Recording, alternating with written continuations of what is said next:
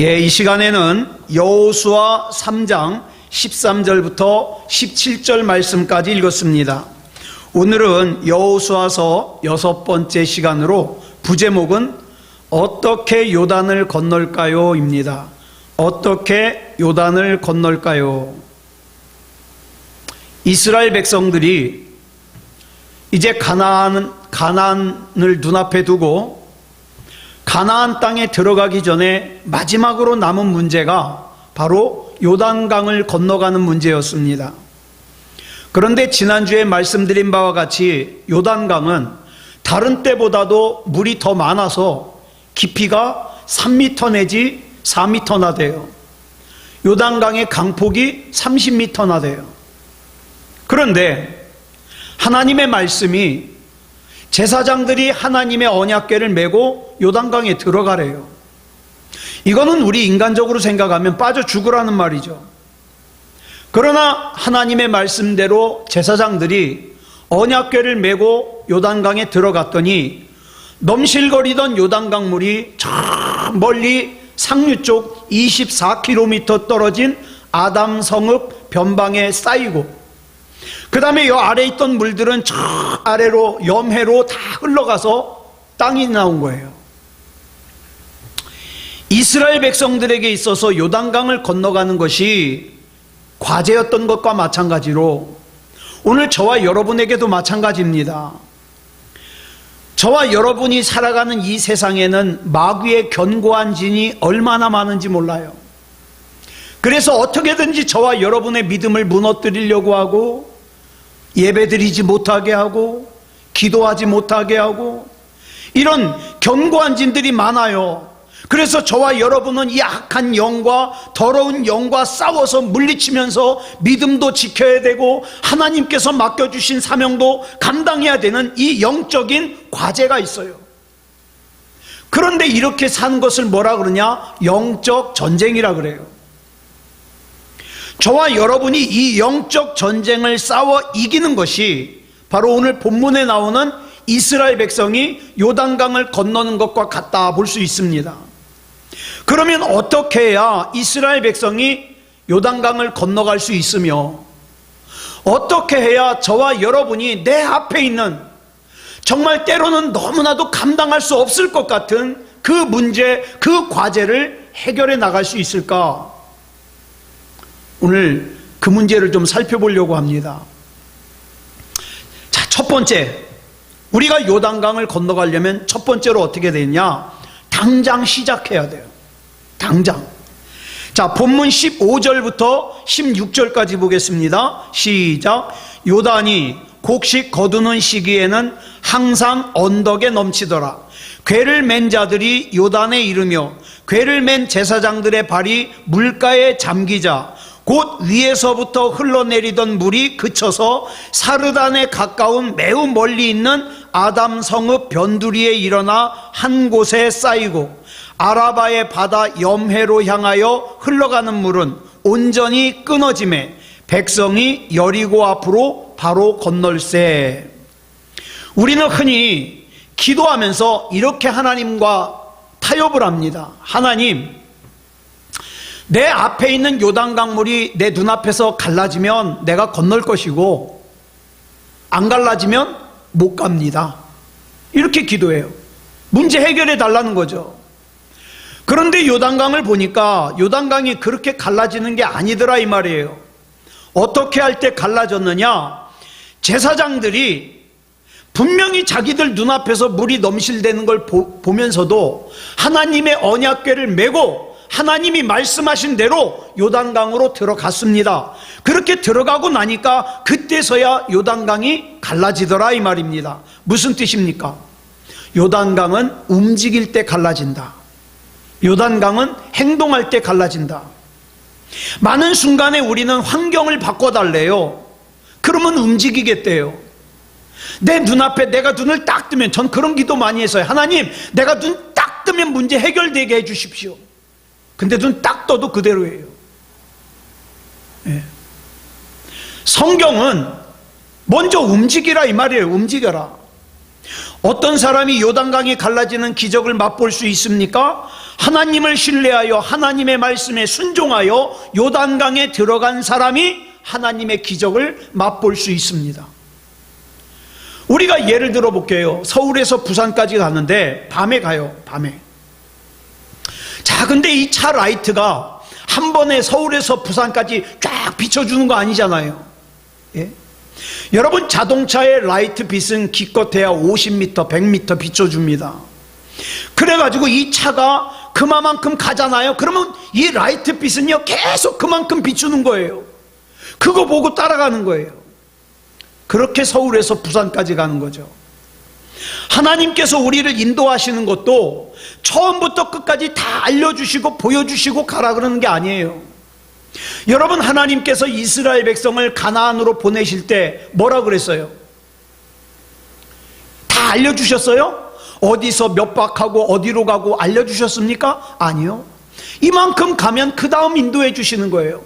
아브라함을 갖다가 인도하실 때 뭐라 그러셨어요? 내가 너에게 지시할 땅으로 가라 그랬어요. 한 번에 안 보여주시고 그만큼 지시할 땅으로 가라 이 말이에요. 하나님께서 우리를 인도하시는 것도 한꺼번에 처음부터 끝까지 다 알려주시고 보여주시는 게 아니에요. 50m에서 100m만 비춰주시면 그 뒤는 우리가 하나님을 믿는 거예요. 내가 이만큼 나한테 보여주시는 것만큼 가면 그 다음에 또 보여주실 것이다. 믿고 가는 거예요. 오늘 순종하고 살면 하나님께서는 내일을 비춰주실 것이고, 또 내가 내일 순종하고 살면 하나님께서는 모레를 보여주실 거예요.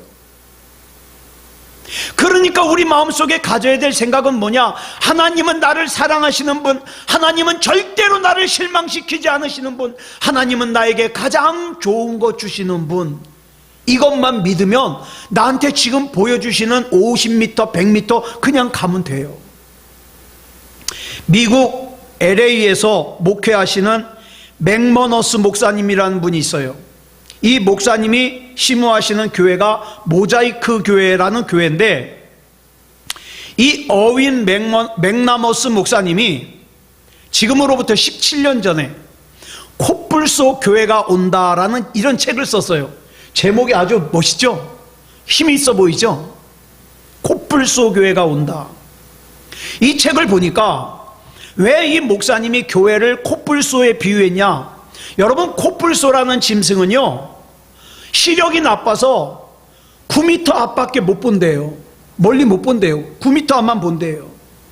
그런데 이 코뿔소가 얼마나 덩치가 미련스럽게 큽니까?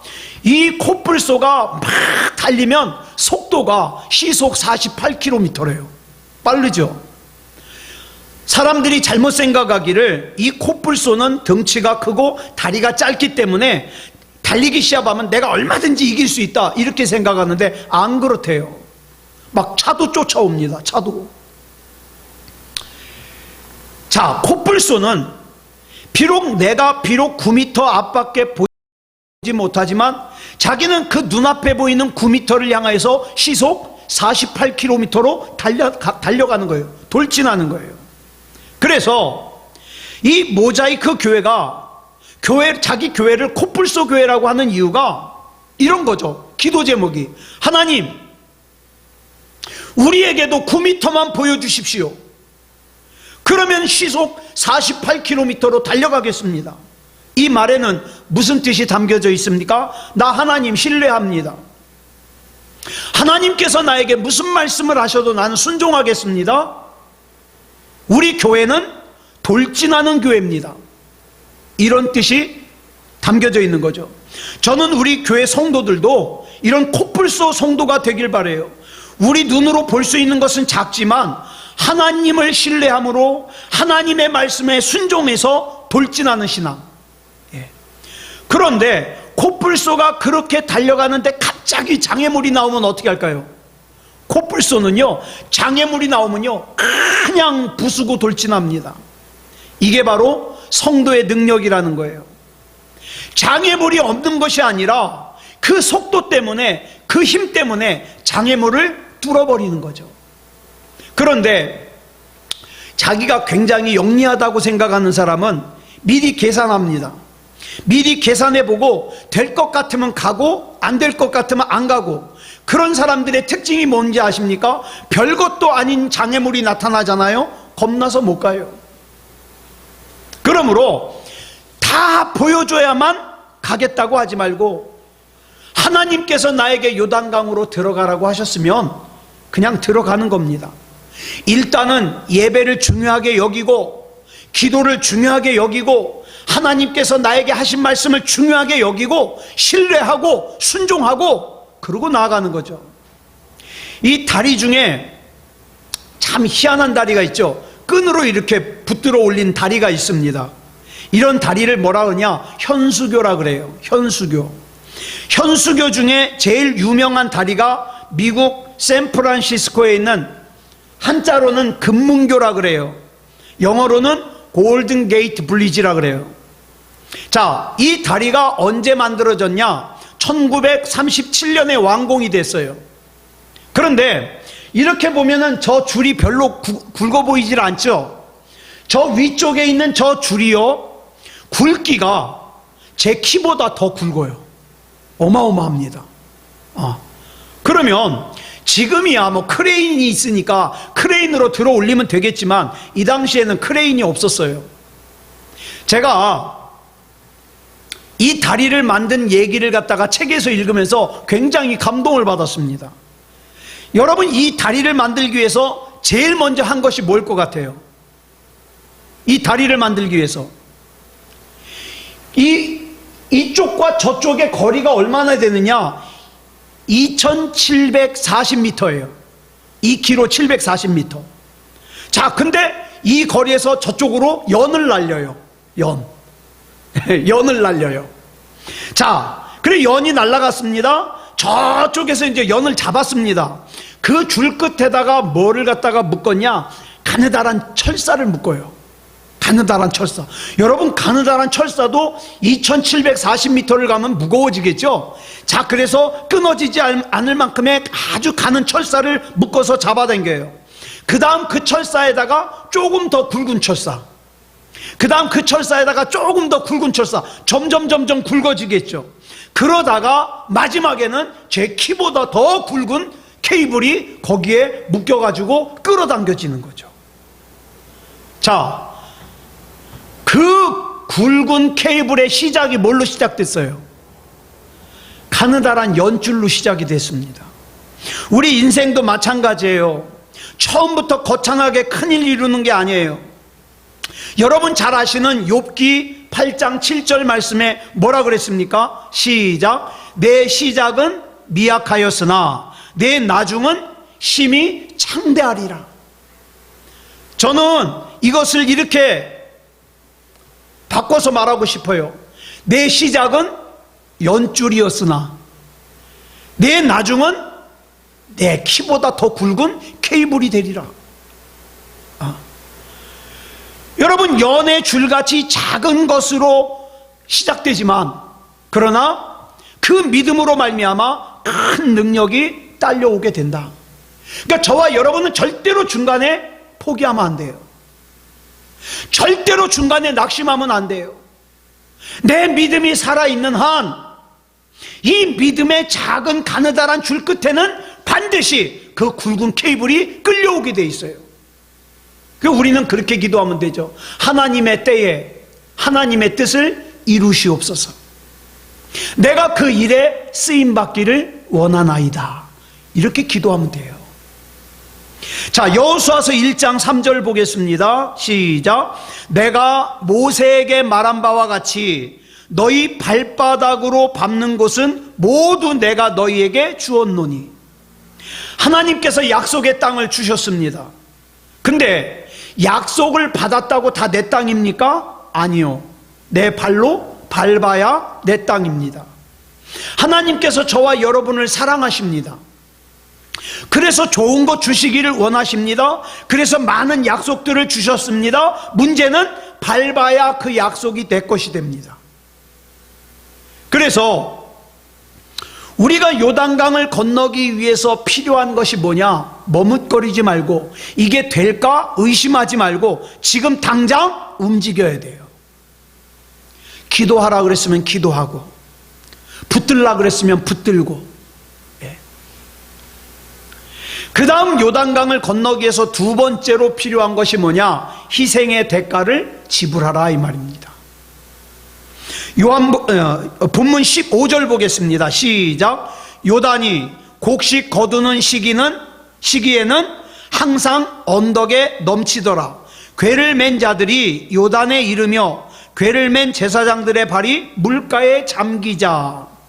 요단강을 건너기 위하여 언약궤를 맨 제사장들의 가졌던 생각이 뭡니까? 여러분 이거 한번 생각해 보세요. 이거는 간단한 문제가 아니에요. 내 앞에 깊이가 3m 4m 되는 요단강이 넘실거리고 있어요. 근데 하나님이 나보고 거기 들어가래요. 들어가면 요단강 갈라주시겠대요. 내 믿음은 어떤 믿음이에요? 갈라주면 간다니까요. 근데 들어가래요. 어떤 사람이 들어갈 수 있을까요? 죽으면 죽으리라는 신앙을 가져야 돼요. 여러분 가만히 보면, 믿음의 인물들을 가만히 보면 열매를 거두는 사람 가운데 희생이 없이 된 사람은 거의 없더라고요. 희생이 있어야 가치가 있어요. 제가 어떤 글에서 읽었는데, 여자가 아기를 낳을 때 산통을 하잖아요. 예? 산통. 이 산통을 겪으면 겪을수록 몸에서 뭐가 나오냐? 한 가지 호르몬이 나오는데, 그 호르몬이 뭐냐면 옥시토신이래요. 산통을 겪으면 겪을수록. 그런데 이 산통을 많이 겪으면 옥시토신이 많이 나오겠죠. 이것이 많이 나오면 모성애가 강해진답니다. 네.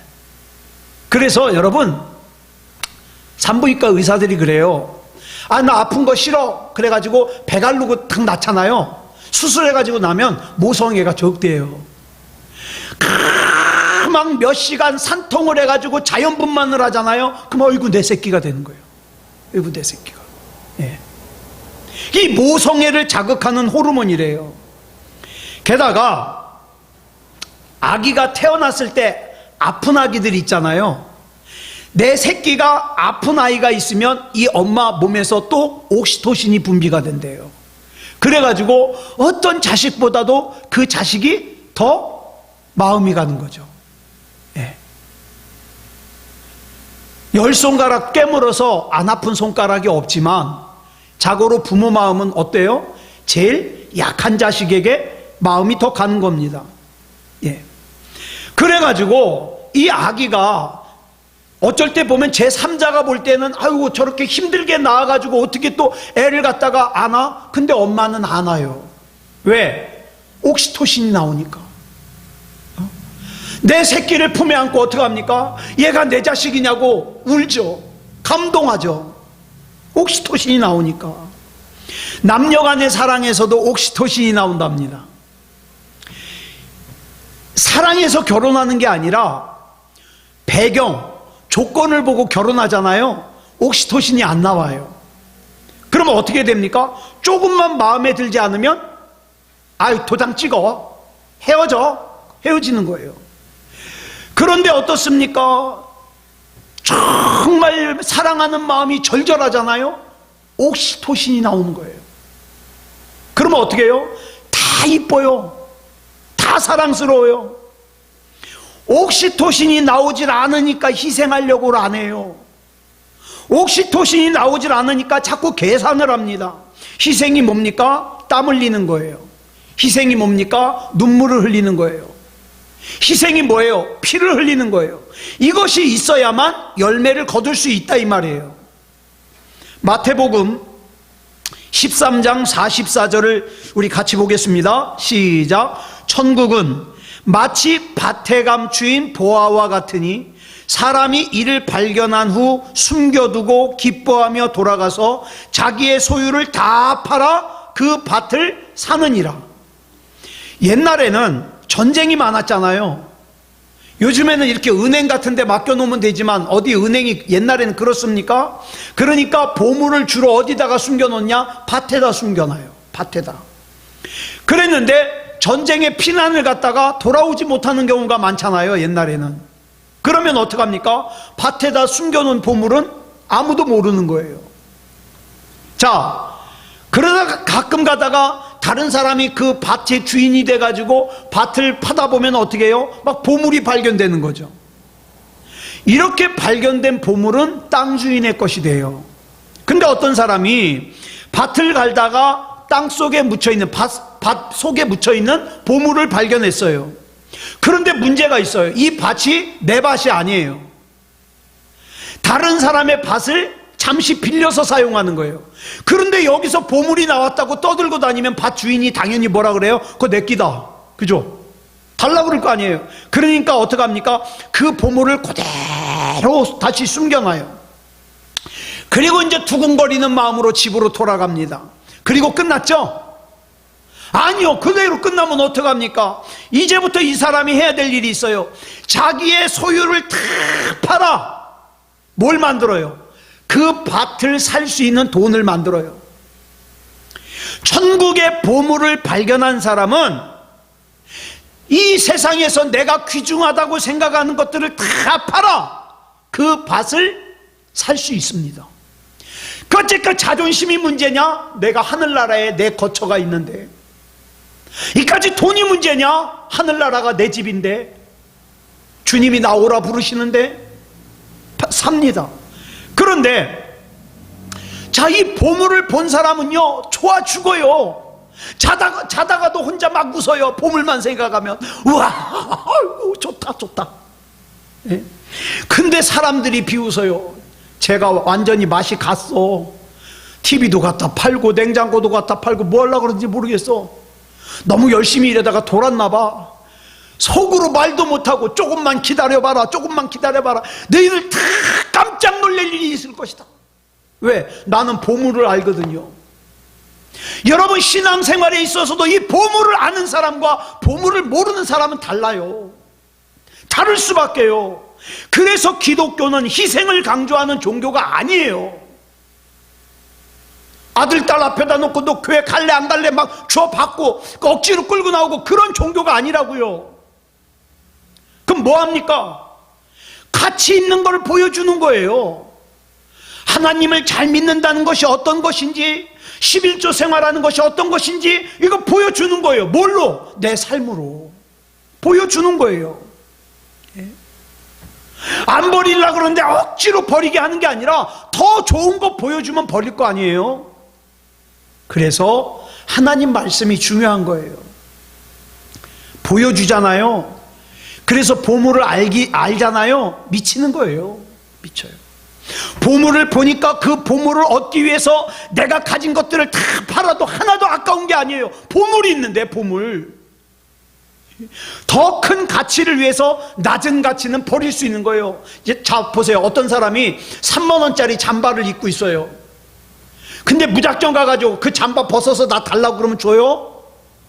미쳤나 그러죠?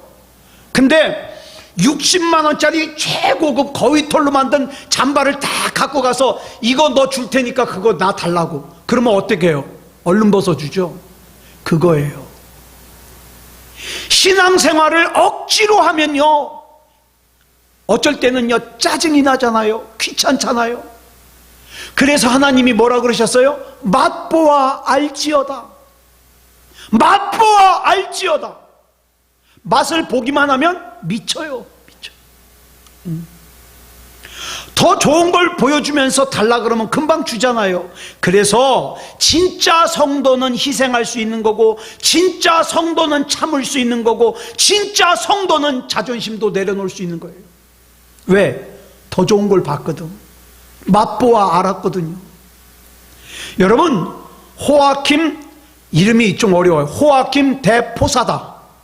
이 사람과 엘렌 싱어라는 사람이 같이 쓴 책인데요, 이 책이 뭐냐? 마시멜로 이야기예요. 어린아이들 교육하는 내용의 책인데, 이 책을 보면 실험을 하나 했어요. 4살짜리 아이들을 갖다가 시간 간격을 두고 관찰을 했습니다. 마시멜로라는 거 있잖아요. 그 스폰지 같이 생겼는데 맛있는 거. 그 마시멜로를 갖다가 아이들한테 하나씩 주면서 이렇게 얘기를 했어요. 너희들 지금 이거를 15분 동안 선생님이 다시 올 때까지 안 먹고 갖고 있으면 하나를 더 줄 거야. 그런데 그 안에 못 참고 먹으면 안 줘. 이렇게 하고 나갔어요. 그랬더니 애들이 두 종류로 나뉘는 거예요. 예? 한 종류는 그냥 하나라도 먹어야 될 거라고 먹는 애가 있고, 15분 동안 침 질질 흘려가면서 참는 애가 있고. 자, 근데 이 책에 보니까 이 아이들의 이 두 그룹을 갖다가 자라는 과정을 갖다가 계속 관찰을 했어요. 자라는 과정을. 그랬더니 15분을 참았다가 두 개를 먹은 애들이 진득하니 공부도 잘하고 스트레스도 잘 이기고 친구 관계도 원만하더라는 거예요. 못 참고 하나 먹고 끝내버린 애들이 참을성도 없고 자기밖에 모르고 그렇게 잘하더라는 거예요. 인내가 뭡니까?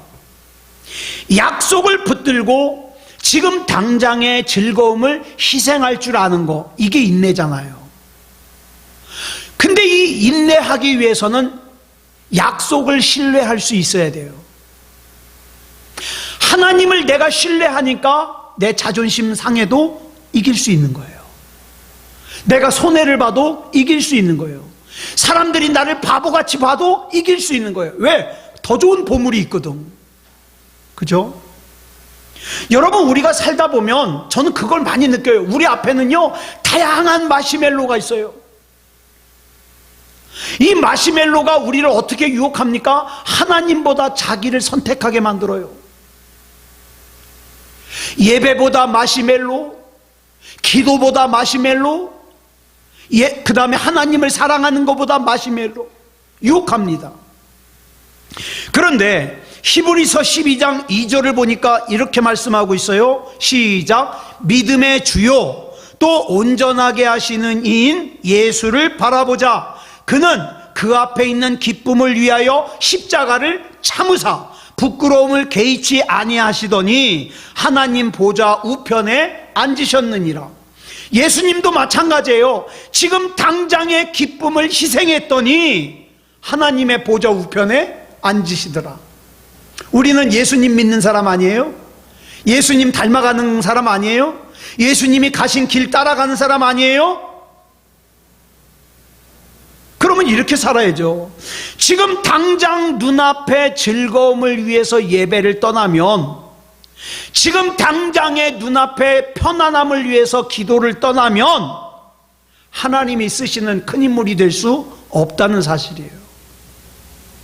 지금 저와 여러분 앞에는요 육신의 정욕과 안목의 정욕과 이생의 자랑을 마시멜로라고 생각하세요.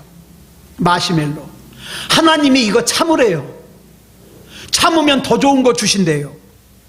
내가 하나님을 신뢰한다면 이걸 참아야죠. 이걸 참지 못하고 지금 집어먹으면 이스마엘을 낳습니다. 그러나 하나님의 약속을 신뢰하여 참으면 이삭을 낳습니다. 우리가 요단강을 건널 수 있는 두 가지를 살폈어요. 미루지 마십시오. 마귀는 우리에게 지금 하지 말래요. 자꾸 나중에 하래요. 나중에 천천히 하래요.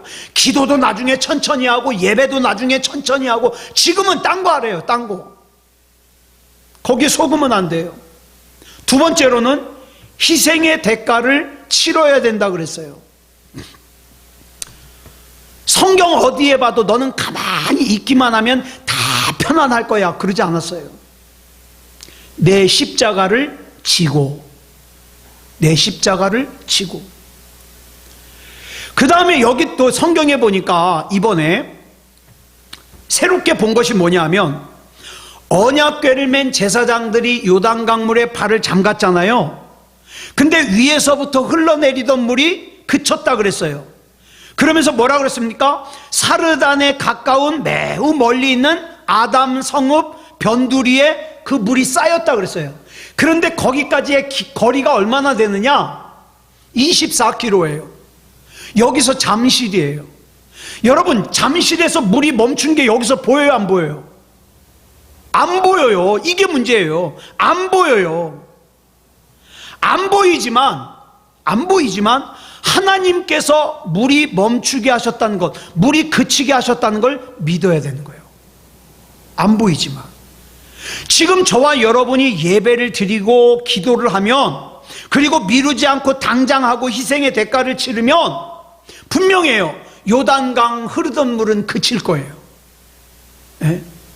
그리고 우리는 요단강을 건너게 될 겁니다.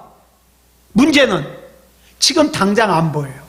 지난번에 말씀드렸죠. 하나님, 내가 이렇게 힘든데 하나님 어디 계세요? 뭐 하세요? 나 지금 일하고 있다. 하나님, 내가 지금 하나님이 필요한데 어디 계세요? 나 지금 일하고 있다. 내 눈에 보이지 않아도, 내 귀에 들리지 않아도, 내 손에 잡히지 않아도 하나님은 지금 일하고 계십니다. 뭐 하려고요? 저와 여러분 요단강 건너게 하시려고, 승리하게 하시려고, 문제 해결해 주시려고. 그러니까 우리는 그 하나님 믿고 어떻게 하는 거예요? 기도 이쁘게 하려고 하지 마세요. 기도 뭐 멋있게 하려고 그래요. 하나님, 마음을 다하여 하나님 부르면 돼요. 나 하나님 믿어요. 나 하나님 신뢰해요. 하나님께서 책임져 주실 줄 믿습니다. 이게 기도죠. 네. 아무쪼록 믿음으로 언약궤 메고 저와 여러분 앞에 있는 요단강 건너가시기 바랍니다. 그 과정에서 악한 마귀가 자꾸만 우리 걸음을 멈추게 하려는 마시멜로를 갖다가 자꾸 앞에다 놓거든요. 그거 거들떠도 보지 마시고, 나는 예배 드린다, 나는 기도한다, 난 찬양한다, 난 하나님 신뢰한다, 하나님이 나 책임지신다, 믿음으로 승리하는 저와 여러분이 되시기를 그리스도 예수님의 이름으로 축복합니다. 기도하겠습니다. 사랑의 아버지 하나님, 감사합니다. 오늘 이 밤에 우리가 여호수아서 3장을 살펴보면서 요단강을 건너는 내용을 살폈습니다. 요단강을 건너는 것은 절대로 우리 상식과 맞지 않습니다. 이거는 불가능한 일이고 이건 할 수 없는 일입니다. 그런데 때로는 하나님께서 그 요단강에 들어가라 그러실 때, 내가 그 요단강에 들어가다가 잘못되면 누가 책임져 두려울 때가 많습니다. 그러나 하나님을 신뢰하고 약속의 말씀을 신뢰하여 요단강으로 들어갈 수 있는 우리가 되게 해 주시옵소서. 믿음의 목숨 걸고, 예배의 목숨 걸고, 기도의 목숨 걸고 하나님 앞에 믿음다운 믿음으로 살아 한 사람도 빠짐없이 요단강 건널 수 있도록 인도해 주시옵소서. 혹시라도 지금 마음의 무거운 짐으로 인하여 고통받고 있다면 예수 그리스도 이름으로 그 마음의 짐이 결박되어 무저갱에 던져지게 하여 주시고, 질병도 결박되어 무저갱에 던져지게 하시고, 의심도 결박되어 무저갱에 던져지게 하시고, 하나님 안에서 참 자유를 누리고 또 기쁨을 누리고 은혜를 누릴 수 있는 이 시간이 되게 하여 주시옵소서. 우리 주님께서 책임져 주실 줄 믿사오며 그리스도 예수님의 이름으로 간절히 기도드렸사옵나이다. 아멘.